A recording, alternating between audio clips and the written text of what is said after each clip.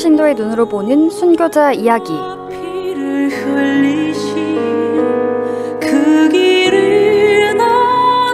이 시간은 주님을 마음 깊이 사랑하고 순교로 그 사랑을 증명했던 순교자들의 삶과 영성을 따라가 보는 시간입니다.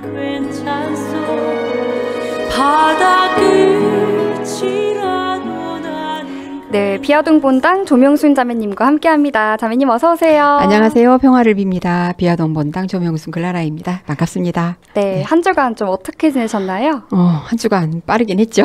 네. 별일 없이 잘 지냈고요. 좀 특별한 일이라고 한다면 지난 수요일에 광주 카톨릭 박물관에서 주관하는 제2기 이 솔방울 학당이 개강을 했었거든요. 저도 수강 신청을 해가지고 참석하고 왔는데요. 1925년 7월 5일 그 교황청에서 있었던 기회박해와 병호박해 순교자 그 79위의 그 시복식에 우리나라 성직자 대표로 참석하신 그 한기근 신부님의 로마 이스라엘 성지순례 이야기를 아주 재미있게 듣고 왔습니다. 네, 평신도의 눈으로 보는 순교자 이야기 번외 특집으로 최양업 신부의 여정을 따라 차쿠 성지순례 이야기 이어가고 있는데요. 8번째 시간입니다. 오늘은 어떤 이야기 준비해 주셨을까요? 네, 지난 시간까지 한국 교회사와 또 차쿠 지역과의 인연에 대해서 말씀을 드렸고요. 오늘은 이렇게 한국 교회사와 인연이 깊은 이 차쿠와 백화점으로 본격적인 순례를 떠나보도록 하겠습니다. 차쿠 성당은 우리를 안내를 맡아주셨던 이 이태종 신부님이 거주하시는 곳이었기 때문에 신부님도 편안한 마음으로 우리를 안내해 주셨고 또 우리 일행도 편안한 마음으로 또 성당 마당에 들어섰고 또 말은 통하지 않았지만 반겨주시는 두 분 중국인 수녀님도 계셨고 성당 입구에 환영 베티성지라고 써서 붙여놓은 우리말도 있었는데요. 또 정말 그래서 친근하고 포근한 마음이 들었다는 말씀을 지난번에 드렸던 적이 있었어요. 네, 저도 기억합니다. 네. 타국에서 마주하는 한국어는 정말 반갑죠. 네, 그때 이 차쿠 성당 안으로 들어가서 더 포근한 마음이 들었던 것이 있었는데요. 우리 한국에서 아주 익숙하게 보아온 이 김대건 신부님과 최양업 신부님 두 분의 이 성화가 제대를 중심으로 해서 양쪽에 떡하니 놓여 있더라고요. 너무 반갑지 않았겠어요? 네, 너무 반가웠을 것 같아요. 네. 뿐만 아니라 이 천주가사를 쓰고 계시는 모습의 최양업 신부님과 또 영대를 걸치고 복음을 선포하고 계신 듯한 모습의 김대건 신부님의 그 나무로 조각된 성상이 제대 앞에 떡하니 놓여 있더라고요. 지금 화면에서 네, 보시는 것처럼. 네. 흔히 이 제대 앞에는 이 꽃장식 같은 걸 해놓잖아요. 그런 걸 꾸며놓는 것이 보통인데 그 어떤 꽃보다 나란히 계신 두 분 신부님의 모습이 정말 아름답게 보였습니다.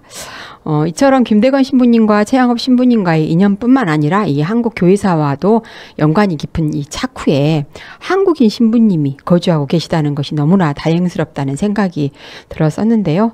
그 덕분에 우리 순례단은 이 차쿠 성당에서 마음 편히 미사를 드릴 수 있었습니다. 그래서 그런지 그날 신부님의 강론 소리가 다른 곳에서 미사 드릴 때와는 달리 목소리도 엄청 크시고 우렁차게 들리더라고요. 네, 아마 신부님께서도 다른 때와 달리 조금 더 힘주어 강론을 하지 않으셨을까 생각이 듭니다.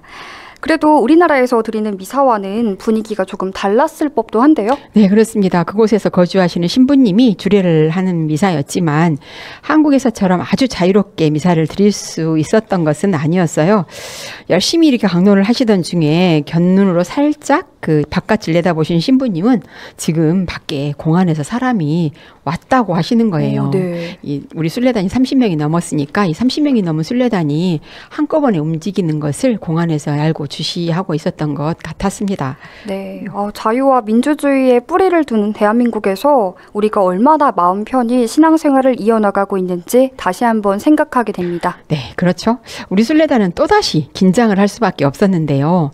그런데 의외로 신부님은 별 반응 없이 강론을 계속 이어가시면서 이렇게 공안에서 와서 보고 가버리면 차라리 안심이 된다고 하시더라고요. 와서 이렇게 보고 가야 별일이 없다고 이 당국에 보고를 하고 그래야 다음에도 문제가 되지 않는다고 말씀하셔서 그 덕분에 우리도 마음 놓고 이후로는 미사를 드릴 수 있었습니다. 미사 후에는 이 제대 앞에 모셔져 있던 그 최양업 신부님과 김대건 신부님의 나무 성상을 같이 모시고 시대를 뛰어넘어서 한 자리에 모인 것처럼 단체 사진을 찍었는데요. 당시에 최양업 신부님이 사목하던 당시 아름답던 성당은 의화단에 의해서 파괴가 되었고, 지금은 새로 지은 성당이었지만 그래도 이곳이 이 사제품을 받은 최양업 신부님이 첫 사목 활동을 시작한 곳이라고 생각하니까 모든 것이 정겹고 정말 예사롭지 않게 보였었습니다. 네, 최양업 신부님께서 첫 사목에 나서셨던 차쿠 성당에는 순례자들을 위한 공간도 마련돼 있었다고요? 네, 차쿠 성당 1층에는 성당이 있었고요. 2층과 3층에는 넓은 휴게소와 순례자들을 위한 공간이 마련되어 있더라고요. 개인적으로 찾아가더라도 머물 수 있겠다 싶었습니다. 우리 일행은 그 2층 휴게소에서 잠시 간식도 나누고 또 담소도 나누면서 모처럼의 여유로운 시간을 보낼 수 있었는데요. 이태종 신부님은 이 최양업 신부님의 시복을 위해서는 이 기적 심사를 통과해야 하기 때문에 우리의 전구기도가 필요하다고 강조하시면서 그곳에서 특별히 제작했다는 그 최양업 신부님의 기도 십자가를 필요한 몇 명에게 나누어 주시기도 하셨습니다. 저도 당연히 하나를 받아왔고요. 필요한 사람을 위해서 최양업 신부님의 전구를 비는 기도를 열심히 바치고 있습니다. 네, 미사를 드리고 난 다음에는 근처에서 점심을 이렇게 먹었는데요. 먹고 오는 길에 어느 신자 한 분을 만났어요. 그 신자분이 신부님께 반갑게 인사를 하시더라고요. 한국에서는 흔히 볼 수 있는 모습이지만 이 중국에서는 흔치 않는 광경이라서 보는 저희도 너무 반갑고 또 흐뭇해서 함께 인사를 나누었는데요.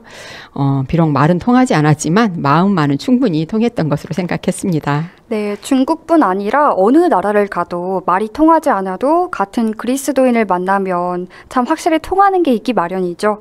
계속 말씀 이어가 주실까요, 네, 자매님? 차쿠 성당에서 거주하면서 우리 순례단을 안내해 주셨던 이태종 신부님이 동아시아 복음화 연구원 연재자료로 쓰신 글을 우연히 찾아서 읽게 되었는데요. 이태종 신부님이 이곳에서 머물면서 사목을 할 수 있게 된 사연을 밝히고 계셨습니다. 저도 좀 궁금했었거든요. 근데 그 사연이 흥미로워서 일부를 이 시간에 소개해 드릴까 합니다. 네, 자매님과 제가 지금 그 내용을 나누어 읽어드릴 텐데요. 신앙의 볼모지 중국 차쿠에서 어렵게 사목 활동을 하고 계신 이태동 신부님의 마음을 잠시 함께 묵상해 보셨으면 합니다.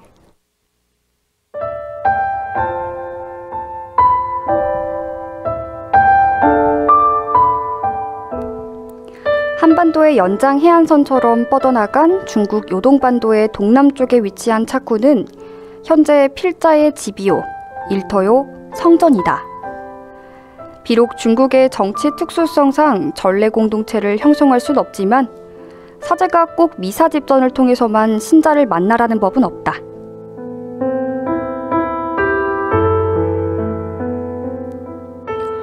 주례를 금하고 강론을 못하게 하면 말씀 나누기라는 방식도 있다. 또 명절날, 생일날, 손녀의 12살 기념식 날, 차쿠의 천주교인들은 지역의 유일한 사제인 한국 신부를 초대한다. 어떤 때는 나의 밭에서, 어떤 때는 그들의 도합꽃 핀 밭에서 땅을 일구며 땀도 함께 흘린다.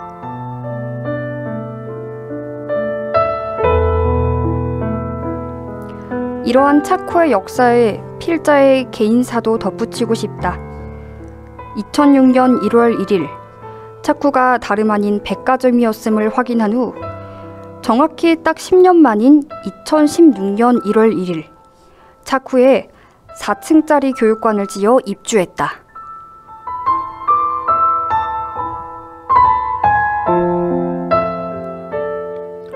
외국 종교가의 이 불가능한 거주를 가능하게 한 장본인이야말로 차쿠에서 요양을 한 고 전영부 신부라는 점을 꼭 말하고 싶다. 일이 되려고 했는지 이 중국 신부님은 필자와 출생 연월일이 완전히 일치했다.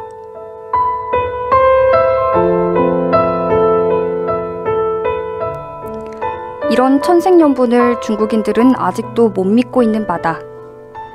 이 미신 같은 힘이 마침내 중국 공산당들에게도 새끼를 내어주고 말았다. 그래서 지금은 상주할 뿐만이 아니라 한국인 순례객이 오면 성지미사도 할 수 있게 되었다.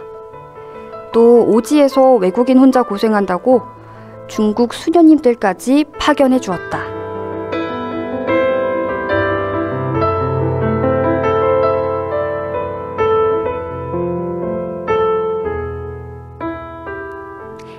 네, 여러분은 지금 평신도의 눈으로 보는 순교자 이야기 함께하고 계시고요.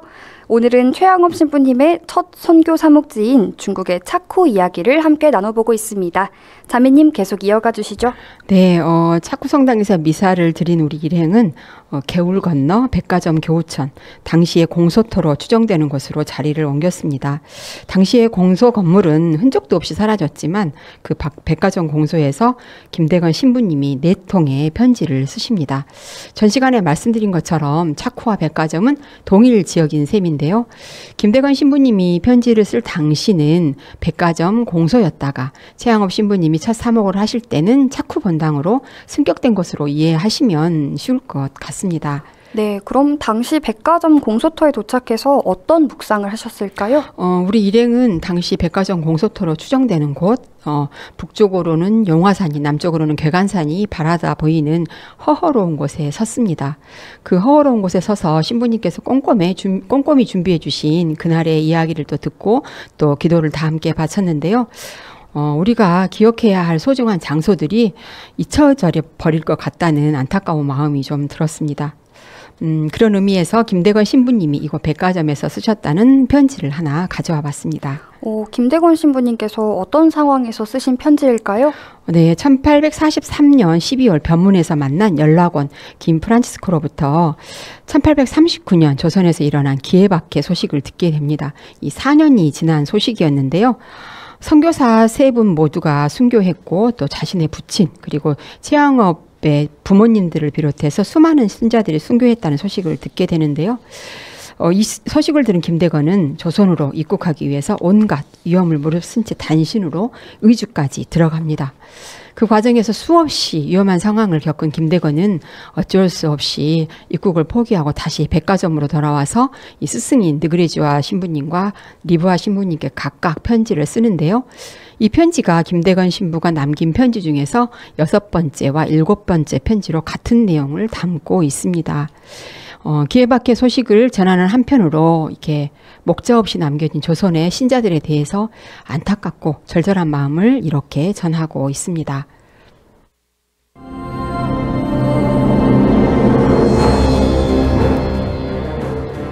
그러나 조선은 얼마나 불행한 땅입니까? 그렇게나 여러 해 동안 목자들을 여의고 외로이 지내다가 갖은 노력 끝에 가까스로 맞이한 신부님들을 일시에 모두 잃었으니 조선은 얼마나 불운합니까?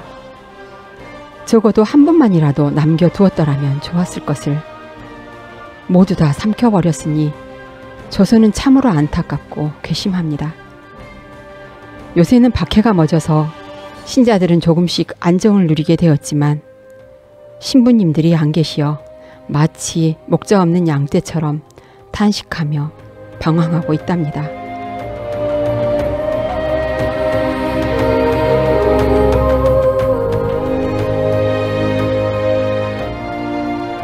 네, 우리나라 교회사와 인연이 깊은 중국의 차쿠와 백화점으로 함께 떠나보았는데요. 다음에는 또 어떤 여정이 준비되어 있을까요? 네, 다음 시간에는 평신도의 눈으로 보는 순교자 이야기 번외 특집으로 보내드리는 최양업 신부와 차쿠 이야기의 마지막 시간입니다. 조금 전에 그 사진으로도 좀 나오긴 했는데요. 9번째 이야기로 찾아뵙게 될 마지막 이야기는 이 계주 양관성당 순례 이야기와 또 순례 마지막 날 새벽에 호텔방에서 숨지기며 드렸던 미사 이야기를 준비해서 오겠습니다. 네, 자매님과는 여기서 인사 나눌까 합니다. 오늘도 좋은 이야기 나눠주셔서 감사합니다, 자매님. 네, 감사합니다. 네, 비아동 본당 조명순 글라라 자매님과 함께했습니다.